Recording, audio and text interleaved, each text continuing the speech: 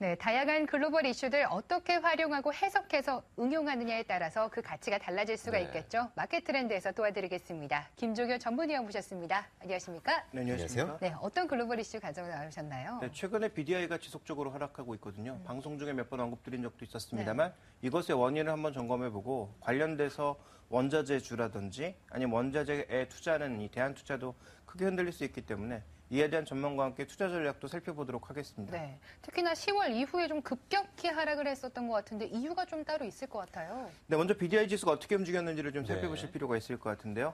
먼저 준비된 그림을 보시면 BDI의 최근 상승은 9월부터 10월 초반까지 굉장히 가파르게 이루어졌습니다. 여기에는 뭐 여러 가지 원인이 있겠습니다만 가장 크게 작용하고 있는 것은 중국의 리스타킹 때문에 나타난 것이다라는 시각이 지배적이죠. 결국은 중국은 은 같은 9월, 금 같은 10월이라고 표현하면서 특히 10월에 연휴가 많기 때문에 10월에 추가적인 수요가 증가함에 따라서 이와 관련된 수요를 미리 담당하려는 여러 가지 스타킹 수요, 즉 재고를 늘리려는 수요가 나타났고요. 그것이 BDI 지수를 급등시켰다라고 봐야 될 것 같은데 실제적으로 연휴가 끝난 이후 10월 초반 이후에는 급격하게 다시 하락하면서 상승 추세가 의외로 쉽게 무너지는 그런 양상입니다. 이게 만약에 정말 강하게 움직이는 그런 상황이었다면 추세 정도는 무너뜨리지 않아야 되는데 현재 오늘의 하락으로 인해서 추세가 무너지는 등 굉장히 좀 밀리고 있는 상황이고요. 자, 이것은 중국의 지표상에서도 확인이 되고 있는데요. 실제적으로 2013년 들어서 조금 좋아지는 듯했던 고종 투자의 전반적인 움직임이 하향되고 있는 모습이고 이것은 지역을 가리지 않고 모두 빠지고 있습니다. 또 하나 여기에 작용하고 있는 것은 시장에서 서부 대개발과 함께 서부 지역의 중서부 지역의 도시화를 굉장히 빨라질 것으로 예상을 했지만 시진핑 정부는 현재 구간에서는 재정 개혁을 포함한 여러 가지 산업 개혁들을 여전히 이제 기치에 올리면서 아직까지 이제 도시화라든지 서부 대개발 같은 것들은 계속 지연되고 있다라는 것도 부담이 되고 있는 거죠. 그래서 시장에서 기대와는 조금 다르게 흘러가고 있다라고 판단해 볼 수가 있을 것 같고요. 또 하나 중요한 것은 글로벌 광산 공급이 꾸준하게 좀 늘어나고 있는 상황입니다. 즉 원자재 내에는 기초금속도 있고 귀금속도 있고 뭐 농산물도 있고 굉장히 여러 가지 것들이 있는데요. 대부분의 상품들의 지금 공급량이 늘어나고 있는 상황이죠. 우리가 이제 음식료 쪽에서 곡물 같은 경우에는 쉽사리 뭐 작황을 예측할 수 없는 그런 입장입니다만 광산 같은 경우에는 추가 투자가 늘어나면서 공급이 늘어나는 그런 입장인데 현재 경기의 상승 속도보다는 전체적으로 지금 광산의 공급이 더 빠른 속도로 늘어나고 있기 때문에 최근 뭐 반등은 하고 있습니다만 그 반등의 속도는 빠르지 않을 것으로 예상을 하고 있고요. 또 하나의 특징은 뭐냐면 지난 2007년, 2008년도의 흐름은 뭐였냐면 달러가 약세를 보이면 원자재 가격은 무조건 급등하는 그런 양상이었는데요. 최근은 이 연결고리가 굉장히 좀 둔화된 모습이죠.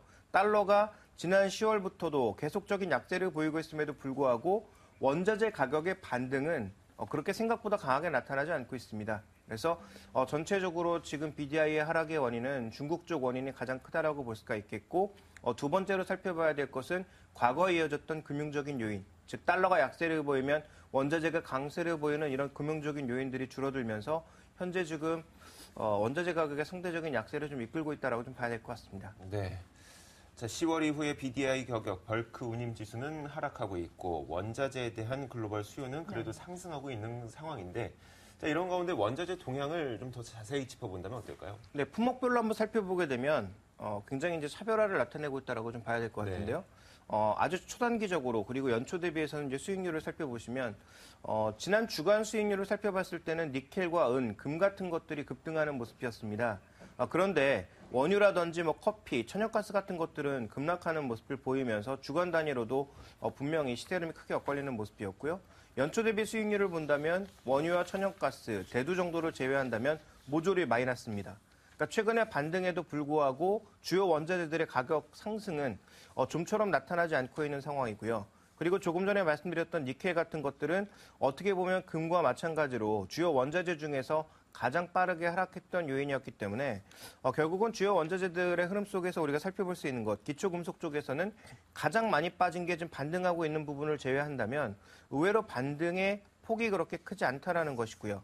특히 산업의 철과 함께 산업의 쌀로 불리고 있는 구리 같은 경우에 전반적인 움직임도 연초 대비해서도 여전히 마이너스, 최근의 흐름도 여전히 마이너스 흐름을 보이면서 상대적으로 기초 소재의 가격들이 굉장히 제한적인 모습을 나타내고 있습니다.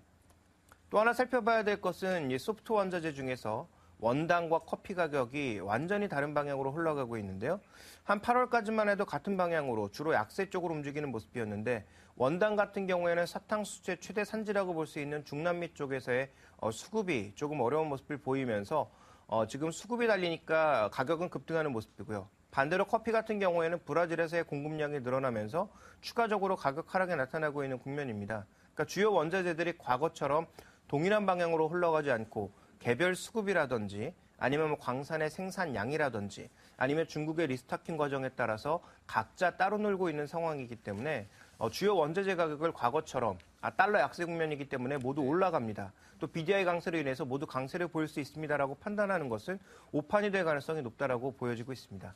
네, 사실 이렇게 원자재 가격 자체의 흐름을 알아보는 이유가 뭐 선물 투자에 직접 하시는 분들에게 정보를 제공하려는 목적도 있지만 그보다는 원자재를 이용해서 기업들의 실적이 좀 변할 수가 있잖아요. 뭐 예를 들면 곡물 가격이 하락하면 뭐 음식료주들이 좀 더 호황을 누린다던가 이런 부분 때문에 살펴보게 되는 건데 이렇게 전반적인 가격 흐름을 통해서 기업들의 실적 어떤 영향을 미친다고 생각하시나요?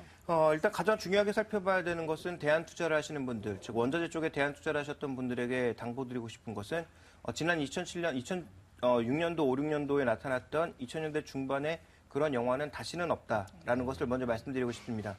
그 이유는 조금 전에도 언급드렸지만 글로벌 경기 수요가 생각보다 이렇게 빠르게 증가하지 않고 있고요. 또 하나 가장 중요한 건 뭐냐면 미국이나 영국 등 그동안 이렇게 상품 선물에 많이 투자했던 주요 금융기관들에 대한 규제가 그 어느 때보다도 강화되고 있기 때문에 이들은 지금 포지션을 많이 줄였죠. 그래서 과거 대비해서 공격적으로 투자하는 투기적인 포지션을 보시면 전체적인 계약수라든지 움직이고 있는 금액의 크기가 줄어들면서 거래 자체도 줄어들고 있는 것을 발견할 수가 있습니다. 그래서 주요 이제 대안 투자를 하셨던 분들은 원자재가 반등을 하더라도 2000년대 중반에 그 빠른 상승은 다시는 없다라는 것을 가장 먼저 살펴보셔야 될 것 같고요. 또 하나 지금 준비된 그림을 보시면 아까 이제 중국의 고정 투자에 대해서 말씀드렸죠. 전반적으로 이제 하향하는 추세인데 산업별로 보면 좀 다르다라는 거죠. 2차 산업과 관련된 고정 투자는 여전히 줄어들고 있는 모습입니다만 3차 산업 고정 투자는 늘었거든요. 이건 뭘 의미하느냐면 중국 시장 내에서도 지금 2차 산업 같은 경우에는 빠른 구조조정을 보이면서 산업 내 구조조정을 통한 효율화를 꾀하고 있는 과정에서 내수 산업을 키우는 과정이 나타나니까 예를 들어서 뭐 화장품이라든지 음식료 쪽이라든지 이런 쪽의 산업을 키우기 위한 노력은 나타나고 있다는 거죠. 그러니까 중국 내에서도 이런 산업의 변화가 나타나고 있는 만큼 BDI가 올라가고 중국이 좋아지면 소재 원자재가 좋아진다라는 생각보다는 중국에서 지금 어느 쪽에 과연 돈을 쓰고 있는 것인지에 대한 고민, 그래서 최근에 이제 올라가고 있는 것들이 환경 관련주들이라든지 아니면 뭐 자동차 쪽에서는 전기차 관련된 종목군들이 올라가고 있는 이유가 바로 거기에 있다라고 좀 볼 수 있을 것 같고요.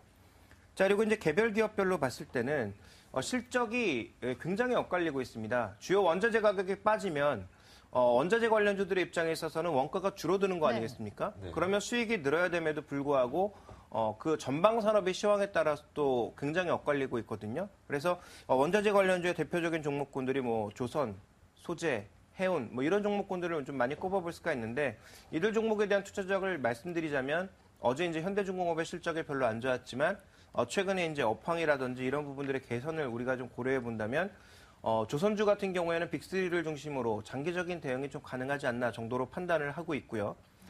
벌크선 중심의 이 종목군들은 여전히 좀 어렵지 않을까 이렇게 판단을 하고 있습니다.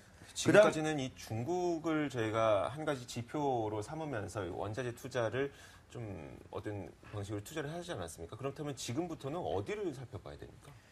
좀 다각도로 살펴봐야 되겠죠. 과거에는 이제 중국의 원자재 수요가 워낙 컸기 때문에 중국만을 바라보는 입장이었다면 이제는 뭐 달러 가격의 움직임이라든지 오히려 좀 더 마이크로적으로 거시적인 느낌보다는 개별 기업의 수익성에 어떻게 작용을 하는지 또 그 해당 산업은 어떻게 움직이고 있는 것을 살펴보는 것이 좀 더 중요하다는 거죠. 그러니까 과거에는 탑다운 방식의 투자가 가능했다면 이제는 바텀업 방식의 종목이나 업황 산업부터 찾아 올라가는 그런 전략이 원자재 관련주에서는 유효한 투자 전략이다라고 판단을 하고 있고요. 네. 조선주 쪽에서는 이제 장기적으로 이제 빅3를 말씀드렸다면 해운주, 어제 이제 한진해운이 대한항공에 1,500억의 자금을 받았죠. 네. 추가적으로 자금이 더 필요하다라는 얘기도 나오고 있는 만큼 해운업종에 대해서는 여전히 좀 싸늘한 시각을 가져가야 되겠다 판단하고 있습니다. 그래서 이들 종목에 대해서는 관망 내지는 비중 축소 의견을 말씀드리고 싶고요. 소재 쪽에서는 뭐 철강, 화학 여러 종목군들이 있는데 정유주에 대해서는 여전히 아직 관심을 가질 시기가 아닌 것 같고 제철, 철강 관련주들 중에서는 그나마 현대차 계열의 종목군들이 상대적으로 조금 나은 수익률을 보일 수 있다는 점, 정말 긴 시점에서 접근을 한다면 포스코 같은 종목군들이 그래도 좀 견조한 모습을 볼 수 있다는 점. 왜냐하면 포스코 같은 경우에 최근에 꾸준하게 계속 자산을 매각하면서 재무 구조도 현실화하고 있는 모습이고 이런 것들이 나타나고 있기 때문에 장기적으로 본다면 체력 싸움이 될 테니까 그런 부분에 이제 투자 관점이 필요할 것 같고요. 그리고 비철금속 쪽에서는 최근에 이제 방산 쪽의 수익이 좋아지면서 그나마 3분기 실적도 좋은 모습을 보였던 풍산 같은 종목군들에 대한 투자가 네. 그나마 조금 낫지 않나 이렇게 판단하고 있기 때문에 전체적으로 원자재 종목을 이제부터 투자할 때가 아니다, 됐다라는 단일한 시각보다는 개별 종목의 모멘텀에 따른 차별화된 전략이 필요하다라고 언급을 드리겠고요. 관련된 종목으로서는 방금 말씀드렸던 조선주 빅3, 풍산, 뭐 이런 종목군들로의 대응이 가능하지 않을까라고 보고 있습니다. 네, 사실 원자재라고 하면은 굉장히 방대합니다. 금, 원유, 곡물부터 시작해서 그렇죠. 비철, 금속과 커피, 화학까지 콩, 다 정말 다양합니다. 이거를 좀 압축해서 말씀해 주셨는데 정리해서 좀 다시 말씀을 드릴게요. 우선 조선 같은 경우에는 조선 빅3주들 장기적으로 대응이 가능하다. 해운주는 냉정하게 다가가자. 또 소재주에서는 정유주는 아직이다. 그렇지만 현대차 계열이나 포스코까지는 접근이 가능하고 또 비철금속에서는 풍산 같은 종목들 투자 접근 가능하다. 이런 말씀 주셨습니다. 네. 좀 꼼꼼하게 공부하시는 겸 좀 적어주셔도 좋을 것 같습니다. 갈수록 투자하기가 더 어려워지는 환경이긴 하지만 네. 공부만 좀 열심히 한다면 훨씬 더 수익 올리기 좋은 그런 환경이 열리고 있는 것 같습니다. 네, 맞습니다. 한 발 빠르게 다가설 수 있는 그런 또 원자재에 대해서 공부 말씀드렸습니다. 마켓 트렌드 김종유 전문위원과 함께했습니다. 고맙습니다. 감사합니다.